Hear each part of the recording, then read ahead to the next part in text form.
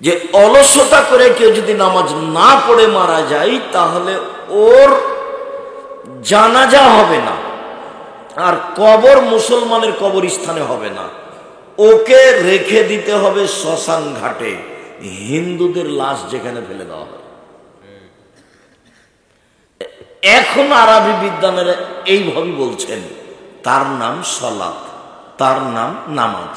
পৃথিবীর ব্যতিক্রম ইবাদত হলো সলাত। মূল কথা বলি, হ্যাঁ এ কথাই ঠিক যে সলাত এমন একটা ইবাদত যার উপরে নির্ভর করে অন্যান্য ইবাদত। তারপরেও সলাতের নেকিটা আল্লাহ নিজে হাতে দিবেন না, ফেরেশতাকে বলবেন নেকি লিখে দাও। কিন্তু সিয়াম এমন একটা ইবাদত যে আল্লাহ বলবেন না ফেরেশতাকে যে তোমরা সিয়ামের নেকি লিখো, আল্লাহ বলেন সিয়াম আমার ব্যাপার, প্রতিদান আমি দিব। আল্লাহ বলেন সিয়াম আমার ব্যাপার, প্রতিদান আমি দিব। সেই সিয়ামের নফল সিয়ামের আলোচনা আজকে। পুরুষ নারী আপনারা যেখানে যারা আছেন, অল্প সংখ্যকই মানুষ, তার উপরে দয়া করে ভদ্রতা বজায় রেখে কোনো প্রয়োজন আমাকে না দেখিয়ে কিছুক্ষণ সময় কথা শোনেন, আপনার কিছু না কিছু উপকার করবই করব ইনশাআল্লাহ। অনেকদিন পরে এসেছি, এ কথাই ঠিক। ভালোবাসাতে কোনো ঘাটতি নাই, এ কথাও ঠিক। ব্যস্ততার কারণে আপনার সাথ দিতে পারি না, এটাই ঠিক। সম্মানিত দিনী ভাই বোন, ইবাদতের জগতে ভিন্ন ধরনের ব্যতিক্রম ইবাদত সিয়াম, যার ফলাফল আল্লাহ নিজে হাতে দেন। আমরা জানি যে আল্লাহর নবী বলেছেন, এক ফোঁটা চোখের পানি আল্লাহর ভয়ে আল্লাহর কাছে যত প্রিয়, ইবাদতের জগতে কোনো ইবাদত আল্লাহর কাছে তত প্রিয় নয়। তাতে তিনি বলেন যে গাভীর বান ওলান থেকে চাপ দিয়ে দুধ বের করে ভিতরে ঢোকানো যায় না, যেমন আল্লাহর ভয়ে কাঁদে যে সে জাহান্নামে যাবে না, তেমন গাভীর বান ওলানে চাপ দিয়ে দুধ বের করে ভিতরে ঢোকানো যায় না, যেমন এটা যেমন অসম্ভব, আল্লাহর ভয়ে কাঁদে যে, এই কাজটা আল্লাহর কাছে এত প্রিয় যে পৃথিবীর কোনো কাজ তত প্রিয় নয়, অতএব তার জাহান্নামে যাওয়া তেমনি অসম্ভব। এরপরেও নেকিটা আল্লাহ নিজে হাতে দিবেন না, ফেরেশতাকে বলবেন লিখে দাও। ইবাদতের জগতে সবচেয়ে পছন্দনীয় ইবাদত আল্লাহর কাছে চাওয়া। আল্লাহ আমাকে একটা সুসন্তান দাও, এই কথাটা। আল্লাহ আমাকে ঢাকাতে একটা জমির ব্যবস্থা করে দাও, এই কথাটা। আল্লাহ তুমি আমার ছেলে মেয়েকে ভালো শিক্ষিত করে দাও, এই কথাটা। আল্লাহ তুমি আমাকে একটু নিরাপদে রাখো, আমি যেন 5 ওয়াক্ত সালাত আদায় করতে পারি, এই কথাটা। যাবতীয় প্রয়োজনীয় কথা যখন আপনি আল্লাহকে বলবেন, এই কাজটা আল্লাহর কাছে যত পছন্দ, কোন ইবাদত আল্লাহর কাছে তত পছন্দ নয়। এর পরেও এই পছন্দনীয় ইবাদতের নেকিটা আল্লাহ নিজে হাতে দিবেন না, ফেরেশতাকে বলবেন ও আমার কাছে চেয়েছে, এটা তুমি লিখে দাও। চাওয়া কাজটা কিন্তু আল্লাহর কাছে খুব বেশি প্রিয়। মানুষের স্বভাব আর আল্লাহর গতিবিধি দুইটা মুখোমুখি, বিপরীত। কালকে একটা মানুষকে গিয়ে বলছেন, ধনী মানুষ, ভাইজান আমি খুব বিপদে পড়েছি, আমার ছেলের হাত ভেঙে গেছে, তো 10,000 টাকা কর্জ দেন। ভাইজান আপনি তো সবাইকে দিয়ে থাকেন। তো বলবেন সেই তো, আমার তো এখন হাতে টাকা পয়সা নেই, কি করি? আচ্ছা বিকালে আসো দেখি। তাহলে ঠিক আছে 5,000 নিয়ে যাও, দিয়ে কাজটা করো। পরের দিনই গেছেন আবার, যে আমার ভাইগনার হাত ভেঙে গেছে, ভাইজান টাকা দিতে হয়, যে তোর জন্য টাকশাল বানালছি নাকি রে? মানে দ্বিতীয় তৃতীয় দিনই মানুষ কি হয়ে যাবে, বিরক্ত হয়ে যাবে। আর ওখানে যত বলবেন তত খুশি, যত বলবেন তত খুশি, যত বলবেন তত খুশি। বলে কে? মানুষের তো স্বভাব নষ্ট হয়ে গেছে, মানুষের স্বভাবই খারাপ হয়ে গেছে, মানুষের খাসলাত, মানুষের চালচলন খারাপ হয়ে গেছে। মানুষ টিভি নিয়ে বসে থাকে ঘন্টার ঘন্টা, ল্যাংটা মেয়ে দেখে চক্ষু ঠান্ডা করে, কলিজা ঠান্ডা করে, জানটা সহৎ করে। টিভিতে বড় মোবাইল দেখে, বড় মোবাইলে মেয়েদেরকে দেখে চক্ষু ঠান্ডা করে, কলিজা ঠান্ডা করে, জানকে সহৎ করে, তাহাজ্জুদও পড়ে, ধর্ম পাগল হয়ে গেছে, এতে জান্নাত পাবেও। সারা রাত বসে আছে, রাত 2টা 3টায় ঘুমাচ্ছে, তো এই কি আর আল্লাহকে ডাকতে পারবে? আল্লাহর নবীর কথাটা মেনে চলতে হবে। একরাহুল কালাম আবাদ আল ইশায়ে ওয়া একরাহুন নামা কাবাল আল ইশায়ে। মুহাম্মদ সাল্লাল্লাহু আলাইহি সাল্লাম ঘোষণা দিয়েছেন, পৃথিবীর মানুষ মনে রেখো, এশার সালাতের পরে কথা বলা ঘৃণিত কাজ। পৃথিবীর মানুষ শুনে রেখো, এশার সালাতের পূর্বে ঘুমিয়ে যাওয়া ঘৃণিত কাজ। আপনি বাড়ির মালিক, আপনি বাপ, আপনার বাড়িতে কারফিউ জারি থাকবে। প্রেসিডেন্ট আইয়ুবের মতো মাশাআল্লাহ জালি আছে বাড়িতে, কি রাত 10টায় ঘুমিয়ে যেতে হবে বাধ্য। পড়াশোনা ব্যতীত রাত 10টার পরে কোনো ছেলে মেয়ে এই বাড়িতে জেগে থাকতে পাবে না, ঘুমাতেই হবে বাধ্য। বাস 10টায় ঘুমিয়ে গেছে, 3টায় উঠেছে, এই যে কয় ঘন্টা ঘুমালো? 5 ঘন্টা। এখন উঠে সুন্দর করে উজু করে 2 রাকাত সালাত আদায় করে আল্লাহকে বলেন, উনি প্রথম আকাশ থেকে, সপ্তম আকাশ থেকে প্রথম আকাশে নেমে এসেছে, আপনার জন্যই নেমে এসেছেন। তা আপনি তো রাত 2টা 3টায় ঘুমালেন ল্যাংটা মেয়ে দেখে দেখে চক্ষু ঠান্ডা করে, আপনি আল্লাহকে কি বলবেন? আপনার চরিত্র শয়তান, আপনার স্বভাব খারাপ, আপনার অভ্যাস খারাপ, আপনার খাসলত খারাপ। কি দিবেন? ঘন্টার ঘন্টা দোকানে বসে আড্ডা পিটেন, সব সময় দোকানে ল্যাংটা মেয়ে নাচছে টিভিতে, আর সবাই বসে আছে দেখছে, গল্প করছে, দিন কাটাচ্ছে। আড্ডা পিঠা হারাম। 4টা কাজ জীবনে করতে হবে। 1 5 ওয়াক্ত সালাত, 2 হালাল রুজি, 3 কোরআন তেলাওয়াত, 4 আড্ডা পিঠা হারাম। দোকানে বসে আড্ডা পিঠা হারাম, চিরদিনের জন্য হারাম। দোকানে যেতে হবে, আসসালামু আলাইকুম, আহমদ লবণ আছে? জি আছে। 1 কেজি লবণ দাও। মরিচ আছে? হ্যাঁ 200 মরিচ দাও। বাস নেওয়া হয়েছে, টাকা দিয়ে দিন, আসসালামু আলাইকুম। আর ওখানে থাকতে পাবেন না। বসে আছেন, থাকেন কোন শরমে, কোন লজ্জায় থাকেন? পশু প্রাণী আপনি? গরু ছাগল আপনি? কুকুর শ্রীগাল আপনি? না আপনি মানুষ? আল্লাহ তাআলা বলছেন, বুঝে না ওরা, অন্তর আছে বুঝে না, দেখেও দেখে না ওরা, চক্ষু আছে দেখে না, শোনেও শোনে না ওরা, কান আছে শোনে না। উলাইকা কাল আনাম, তারা পশু প্রাণীর মতো, তারা গরু ছাগলের মতো, তারা কুকুর শ্রীগালের মতো, ভালো মজাল, বরং তার চেয়ে খারাপ। আল্লাহ বলছেন মানুষকে, বলছে ওরা কুকুর শ্রীগালের চেয়ে খারাপ, পশু প্রাণীর চেয়ে খারাপ। কোন লজ্জায় আপনি দোকানে বসে আড্ডা পিটেন? আপনার একটু শরম হয় না কেন? আপনার একটু হায়া হয় না কেন? আপনার একটু লজ্জা হয় না কেন? আপনার একটু ইতস্তবোধ হয় না কেন? কেমনে বসে থাকেন? মেয়েটা নাচছে টিভির মাধ্যমে, যত ইনকাম হয়েছে দোকানে সব হারাম। শুকুরের গোস্ত যেমন অন্য অন্য জিনিস হারাম, যেমন এটা তেমন হারাম, সব সমান সমান হারাম। ওটা তো হারাম মাধ্যমে উপার্জন হয়েছে, কোটি টাকা ইনকাম হলে ওটা বৈধ হবে না। ও দিয়ে চাউল কিনে ভাত খেয়ে বাদাত কবুল হবে না, এই পথ বাতিল। এই যে বললাম, এমন কোনো মায়ের বেটা নাই কথা এইভাবে উল্টে ধরতে পারে, যা বলছি সেটাই থাকবে কিয়ামত পর্যন্ত। আমার কাজই এটা, আমি এই কাজই করি। কেন আপনি দোকানে বসে আড্ডা পিটবেন? আপনার স্বভাব একটু ভালো হয় না কেন? এশার সালাত আদায় করেছেন, বাড়ি চলে যাবেন, আহাল পরিবারের দিকে কড়া নজর রেখে ঘুমিয়ে যাবেন, বাস। জন্ম দিলেই বাপ হওয়া যায়? ক্ষমতা নীতির নাম বাপ।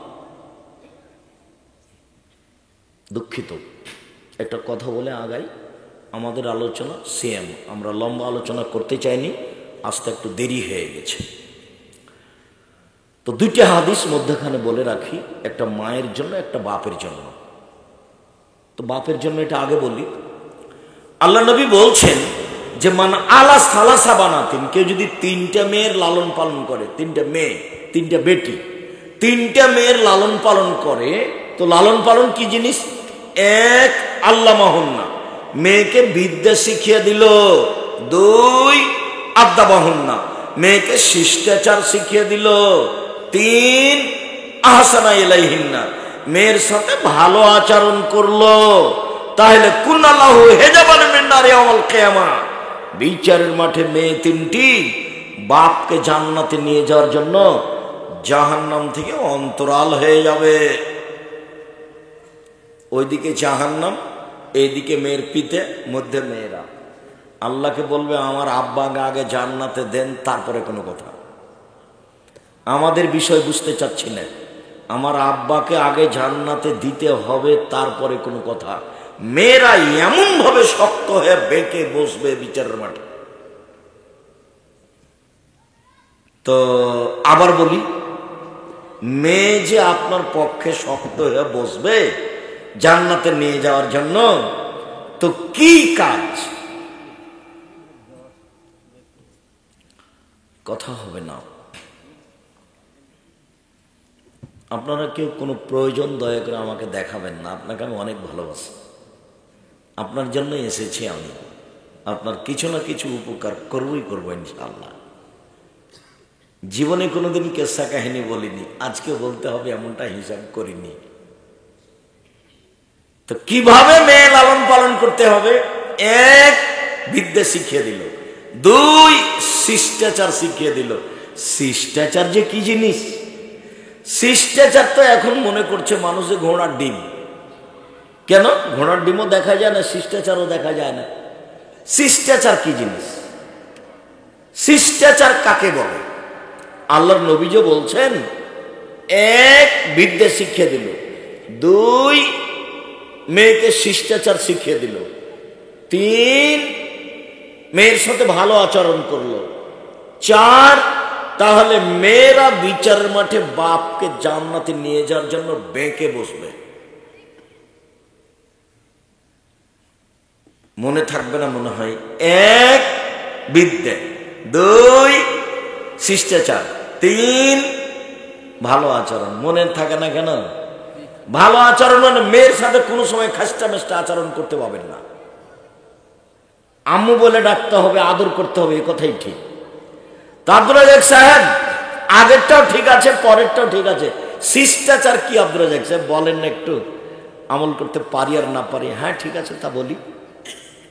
এক মিনিট, শিষ্টাচার কি জিনিস? আল্লাহর নবী বলছেন, সব নবীর শিষ্টাচার 10টি, সব নবীর বৈশিষ্ট্য 10টি, সব নবীর খাসলাত 10টি, সব নবীর অভ্যাস 10টি। এক, মুছ কেটে ফেলতে হবে, চাচা যাবে না। দুই, দাড়ি বড় করতে হবে, ছোট করা যাবে না, চেঁচে ফেলা যাবে না। তিন, পেশাব পায়খানার পরে পানি দিয়ে পবিত্রতা অর্জন করতে হবে। ঢেল টিস্যু পেপার আগে পরে পানি, এ কথা মিথ্যে, এতে নবীর উপরে অপবাদ লাগানো হবে। তিন, পেশাব পায়খানার পরে পানি দিয়ে পবিত্রতা অর্জন করতে হবে। আগে ঢেল টিস্যু পেপার পরে পানি, এ কথা মিথ্যে। পানি নেই তখন ঢেল টিস্যু পেপার, এইটা সুন্নাত। 40 কদম হাঁটা নোংরামি, পায়ের উপরে পা ওঠানো খক খক করে কাশা শরীয়ত বহির্ভূত কাজ। আবার যদি পায়ের উপরে পা উঠাতেই হয়, খক খক করে কাশতেই হয়, যদি 40 কদম হাঁটতেই হয়, তা আমি পুরুষ মানুষ, আমি ঢেল টিস্যু পেপার নিয়ে 40 কদম হাঁটলাম, পবিত্রতা অর্জন করলাম, আমি জান্নাতে চলে যাব। আমার বউকে জান্নাতে যাওয়া লাগবে না? ওই 40 কদম হাঁটবে, ওই ঢেল নিয়ে টিস্যু পেপার নিয়ে হাঁটবে, পায়ের উপরে পা উঠাবে, খক খক করে কাশবে। তো বলছে আব্দুল রাজ্জাক সাহেব, এটা যে পুরুষ মানুষ দেখলে তাকে কেমন কেমন লাগবে? তো পুরুষ মানুষ যখন এমন করে, তখন মহিলা মানুষ যদি দেখে তাকেও কেমন কেমন লাগে। তার মানে এটা শরীয়ত নয়। সাথে সাথে এইটা কেন 40 কদম কেন? 40 ঘন্টা পরে যদি টিস্যু পেপার ফেলে দেয়, তাহলে মনে হবে পেশাব আসলো। কেন? এটা এখন অসা শয়তানের কুমন্ত্রণা হয়ে গেছে। আল্লাহর নবী বলছেন, দেখো পৃথিবীর মানুষ সলাতের মধ্যে আছো, তো মনে হলো যেন বায়ু আসলো, মনে হচ্ছে যেন বায়ু আসলো, যাবানা মসজিদ থেকে সলাত আদায় করো। ওটা শয়তান করেছে। যতক্ষণ পর্যন্ত স্পষ্ট শব্দ না পাচ্ছ বায়ুর, যতক্ষণ পর্যন্ত গন্ধ না পাচ্ছ, ততক্ষণ পর্যন্ত বের হওয়া না। শয়তানকে বলবেন, যাক আমার বায়ু এসে নষ্ট হয়ে যাক অজু, তবু আমি যাব না। শয়তান সর, শয়তান সর, আমার সালাত হোক আর না হোক, তুই সর এখান থেকে। আপনি বলবেন 40 কদম কেন? 40 ঘন্টা পরে টিস্যু পেপার ফেললে আপনার মনে সন্দেহ পেশাব আসলো।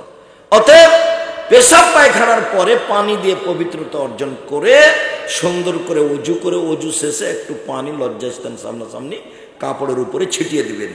এখন যদি শয়তান বলে পেশাব আসলো, তাহলে শয়তানকে বলবেন যে তুই সর, পেশাবে আমার কাপড় ভিজে যাক তবু আসে যায় না, আমি আর উজু করব না। নইলে শয়তান আপনাকে সালাত আদায় করতেই দিবে না, ওইটা দিয়ে আপনাকে সারাদিন ঘুরিয়ে নিয়ে বেড়াবে, ওই পথই বাতিল। 4 নখ কেটে ফেলতে হবে। মেয়ের নখ বড় থাকবে, নেইল পালিশ দেওয়া থাকবে, তখনও আপনি বাপ, এটা ঠিক নয়। আপনি শিষ্টাচার, এখন মেয়েরা দাঁড়াবে না এভাবে। শিষ্টাচার কি জিনিস? শিষ্টাচার কাকে বলে? বগলের লোম উঠিয়ে ফেলতে হবে, আপনার ব্লেড ব্যবহার করা হবে না, নারী পুরুষ একই হুকুম। শিষ্টাচার কি জিনিস? নিচের লোম পরিষ্কার করতে হবে, ঊর্ধ্বে টাইম 40 দিন, যেভাবে সম্ভব, যেভাবে সহজ। শিষ্টাচার কি জিনিস? বাড়ি থেকে বের হওয়ার সময় সালাম দিয়ে বের হতে হবে, ঢুকলে সালাম দিয়ে ঢুকতে হবে। শিষ্টাচার কি জিনিস? বাচ্চাকে দুধ খাওয়ানোর সময় বিসমিল্লাহ বলতে হবে, বিসমিল্লাহ না বললে এই দুধ শয়তান খাবে, নিশ্চিত খাবে, অবধারিত খাবে, খাবেই খাবে। আল্লাহ নবী বলেছেন খাবে, অতএব খাবে। শিষ্টাচার কি জিনিস? ডান হাতে গিলাস ধরে পানি পান করতে হবে, বাম হাতে নয়, বাম হাতে শয়তান খায়। শিষ্টাচার কি জিনিস? প্লেটে খাওয়ার সময় পাশ থেকে খাওয়া শুরু করতে হবে, মধ্য থেকে নয়। ভাতের পাতিল থেকে ভাত বের করার সময় পাশ থেকে ভাত উঠাতে হবে, মধ্যে থেকে নয়। শিষ্টাচার কি জিনিস? গামলা থেকে ভাত উঠানোর সময় পাশ থেকে উঠাতে হবে, মধ্যে থেকে নয়। শিষ্টাচার কি জিনিস? বাচ্চাকে নিয়ে যখন ঘুমাবে মা, তখন ডান কাতে ঘুমাবে, বাচ্চাকে ডান কাতে রাখবে, দোয়া পড়ে ঘুমাবে। শিষ্টাচার কি জিনিস? বাচ্চা যখন টয়লেট পেশাব পায়খানায় যাবে, তখন দোয়া বলে দিবে বাপ মা মেয়েকে, ছেলেকে। শিষ্টাচার কি জিনিস? মা যখন বাচ্চাকে জামাটা পরাবে, তখন ডান হাত ঢোকাবে বাচ্চার আগে, তার শিষ্টাচার কি জিনিস? যখন জুতাটা পরাবে, ডান পায়ের জুতা আগে পরাবে। শিষ্টাচার কি জিনিস? ছেলে মেয়েকে বলে দিবে রাস্তার এক পাশ দিয়ে হাঁটবা। শিষ্টাচার কি জিনিস? শিষ্টাচার কাকে বলে? আপনি একটা প্লেট কিনেছেন সিরাজগঞ্জ শহরে, তাতে আছে চিংড়ি মাছ। শিষ্টাচার কি জিনিস? আপনি একটা কিনেছেন তরকারির বাটি, সেটা হলো কাতল মাছ। শিষ্টাচার কি জিনিস? আপনি একটা আয়না কিনেছেন, সেটা হলো রুই মাছ। শিষ্টাচার কি জিনিস? আপনি আপনার বাচ্চার পেশাব পায়খানার জন্য পট কিনেছেন। শিষ্টাচার কি জিনিস? ছেলে মেয়ের জন্য কাপড় কিনেছেন, তাতে আছে কার্টন। শিষ্টাচার কি জিনিস? বাচ্চাকে একটা গেঞ্জি কিনে দিয়েছেন, তাতে লেখা আছে 10, দেখতে দেখতেই নামাজ শেষ। শিষ্টাচার কি জিনিস? দেখছেন বাচ্চা যে মাথার চুল উপরে রেখেছে আর সব নিচে চাঁচা আছে, এটা খ্রিস্টানদের নীতি। শিষ্টাচার কি জিনিস? বুঝলাম না, শিষ্টাচার কাকে বলে? আব্দুর রাজ্জাক সাহেব, শিষ্টাচার কি জিনিস? শিষ্টাচার ঘোড়ার ডিম। সারা রাত ছেলের হাতে মোবাইল আছে, মেয়ের হাতে মোবাইল আছে। যখন ক্লাস 6-এ ছিল তখন মেয়ে ভালো ছিল, যখন ক্লাস 10-এ উঠেছে তখন মেয়ে পশু প্রাণী হয়ে গেছে, গরু ছাগল হয়ে গেছে। সে আর মানুষ নয়, অন্যায় তার কাছে অন্যায় নয়। শিষ্টাচার কি জিনিস? বাপ যে আছে, বাপ পশু প্রাণীর মতো, গরু ছাগলের মতো থাকে, খায়। বুঝেও বুঝে না ওরা, অন্তর আছে বুঝে না, দেখেও দেখে না ওরা, চক্ষু আছে দেখে না, দেখা দরকার। শুনেও শোনে না ওরা, কান আছে শোনে না, শোনা দরকার। উলায়েকা কালা আনাম, তারা পশু প্রাণীর মতো, তারা গরু ছাগলের মতো, তারা কুকুর শ্রীর মতো, বালু মজাল বরং তার চেয়ে খারাপ। সম্মানিত দিনী ভাই বোন, বাপ 3টে মেয়ে লালন পালন করে নেয়, এমন আল্লাহ নবী বলছেন, শোনেন শোনেন শোনেন, কেউ যদি 2টা মেয়ে লালন পালন করে তো সেই পিতা আর আমি জান্নাতে এইভাবে থাকবো। এ দেখেন, এবার আঙ্গুল দুটিকে তর্জনী আর মধ্যমা জমা করে দিলেন। পৃথিবীর মানুষ শোনা রেখো, 2টা মেয়ের যদি লালন পালন করে কোনো পিতা, তাহলে সেই পিতা আর আমি মুহাম্মদ সাল্লাল্লাহু আলাইহি সাল্লাম জান্নাতে এভাবে থাকবো। তখন তর্জনের মধ্যমা জমা আছে। আর একটা কথা শোনেন, কেউ যদি এতিমের লালন পালন করে, এতিম, তাহলে সেই ব্যক্তি আর আমি মুহাম্মদ সাল্লাল্লাহু আলাইহি সাল্লাম জান্নাতে একসাথে থাকবো। তবে এরকম বুঝা গেল না নাকি? একটু কি আছে, একটু ফাঁকা আছে। 2টা মেয়ের লালন পালনও বিশাল ব্যাপার।